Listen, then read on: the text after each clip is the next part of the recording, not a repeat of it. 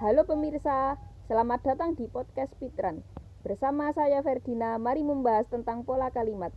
Ada yang tahu apa itu kalimat?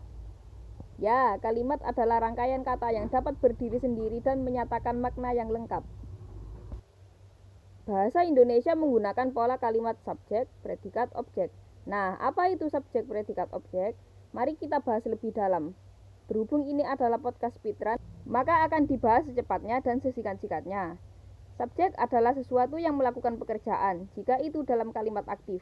Jika sesuatu itu dikenakan pekerjaan karena bentuk kalimatnya adalah kalimat pasif, maka sesuatu itu menjadi subjek juga. Singkatnya, subjek adalah makhluk hidup atau benda yang ada di awal kalimat. Predikat adalah kata kerja seperti memakan atau dimakan, melihat atau dilihat. Objek adalah makhluk hidup atau benda yang dikenakan pekerjaan, jika itu berada di akhir kalimat. Jika dalam kalimat pasif, maka makhluk hidup atau benda yang melakukan pekerjaan statusnya adalah objek. Contoh kalimat, Budi melihat gajah. Budi adalah subjek.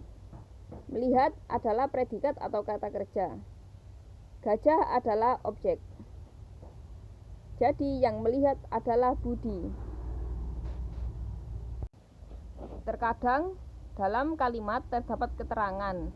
Keterangan adalah frasa yang menjelaskan kalimat secara keseluruhan. Posisi ini biasanya diisi dengan keterangan waktu, tempat, cara, tujuan, alat, penyebab, penyerta, similiatif, dan kesalingan. Sekarang saya akan mencontohkan keterangan tempat. Contohnya, Budi melihat gajah di kebun binatang. Di kebun binatang adalah keterangan tempat.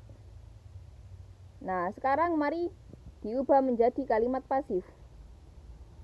Jika diubah menjadi kalimat pasif, maka akan berbunyi, gajah dilihat Budi di kebun binatang.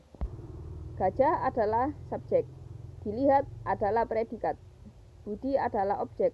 Walaupun Budi yang melihat, namun posisinya di akhir kata, jadi statusnya adalah objek.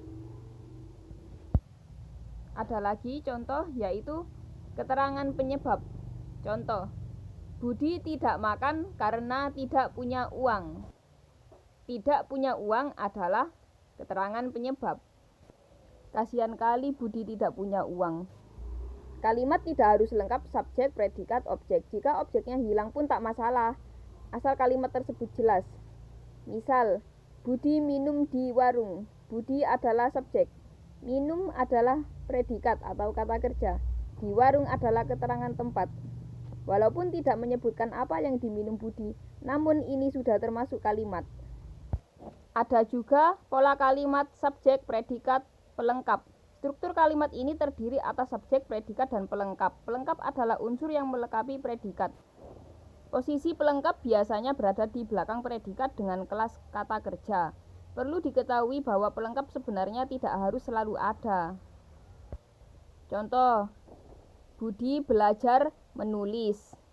Menulis ini bukan objek, namun hanya pelengkap. Sekian podcast Pitran atau ngebut kali ini. Terima kasih sudah mendengarkan. Sampai jumpa.